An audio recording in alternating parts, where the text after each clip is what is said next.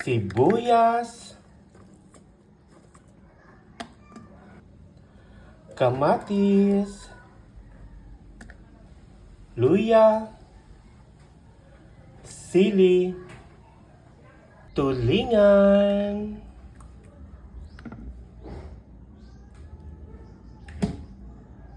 yes, mag-harvest ako ng kamyas para sa ginataang tulingan. Kamyas, wow. Salt, vinegar, from Dato Puti. Ilagay ang gata, wow. At ilagay ang pichay. Luto na!